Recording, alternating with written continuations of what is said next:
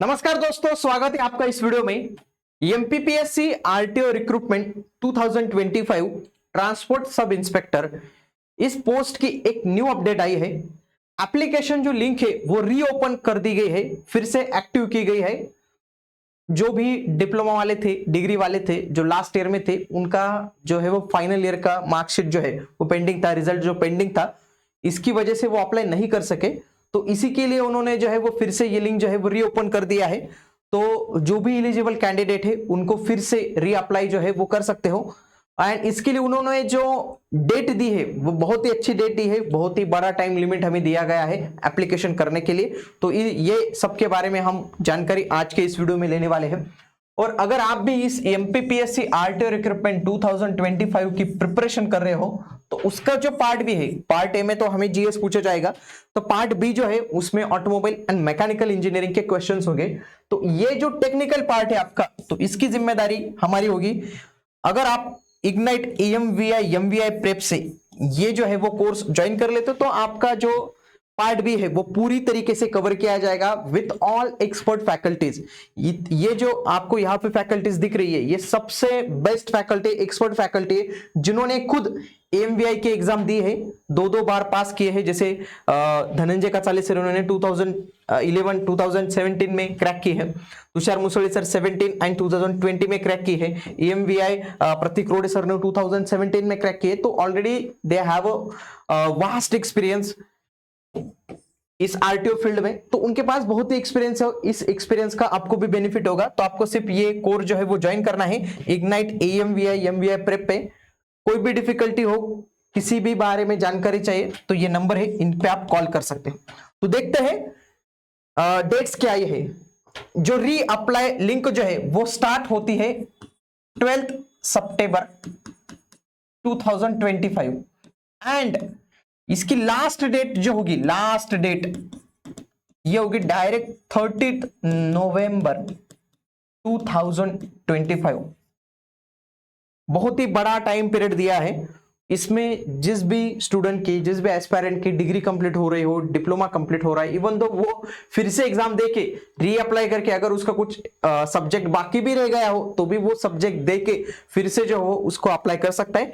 जिन्होंने पहले अप्लाई किया है, याद रखिए, उनको फिर से अप्लाई नहीं करना है।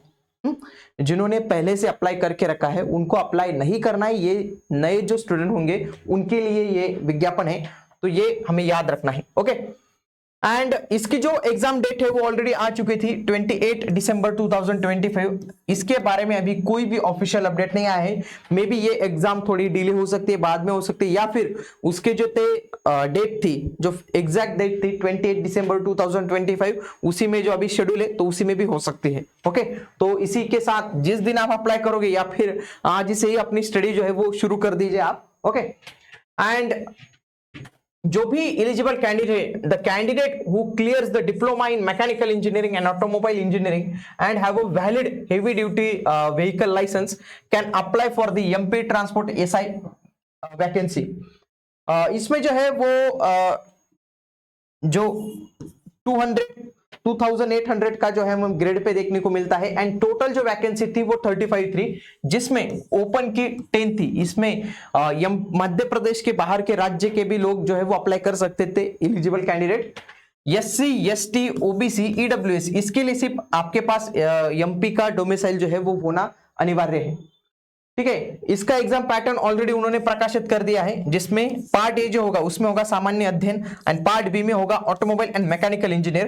पार्ट ए में 50 क्वेश्चंस होंगे 150 मार्क्स के लिए, एंड पार्ट बी में 100 क्वेश्चंस होंगे 300 मार्क्स के लिए। टोटल आपका जो पेपर होगा राइटिंग का वो होगा 450 मार्क्स का, एंड आपका 50 मार्क्स का इंटरव्यू होगा। तो टोटल आउट ऑफ 500 आपका कट ऑफ जो है वो बनता है। एंड ये जो पेपर्स होंगे इसके लिए आपको 3 आवर्स का जो टाइम जो है वो दिया जाएगा।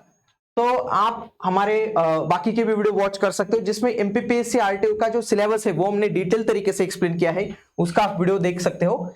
उसके साथ ही वेस्ट बंगाल म्युनिसिपल कॉर्पोरेशन में सब असिस्टेंट इंजीनियर मैकेनिकल की नोटिफिकेशन आई है, वो आप वीडियो देख सकते हो। और हमारे लाइव सेक्शन में प्रतीक रोडे सर ने जो गुजरात पब्लिक सर्विस कमीशन का AMVI का पेपर था तो उसको डिटेल तरीके से डिस्कस किया है, वो भी आप क्वेश्चन देख सकते हो, क्योंकि वही क्वेश्चन हमें मध्य प्रदेश बिहार में जो है वो रिपीट देखने को मिलते हैं। वहां से आपकी कंसेप्ट जो है वो क्लियर हो सकती है।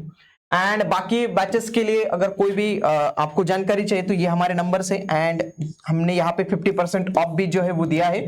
पूरी तरीके से एक्सपर्ट टेक्निकल फैकल्टी, आपको ये जो आपका पार्ट भी है ऑटोमोबाइल एंड मैकेनिकल इंजीनियरिंग का रिकॉर्डेड फॉर्मेट में कोर्स है। मींस अगर आपको लगता है 1.5x में देखना, 2x में देखना, तो आप अपनी मर्जी के हिसाब से स्पीड में and according to your suitable time you can watch this lectures. तो मिलते हैं अगले वीडियो में, तब तक के लिए जय हिंद।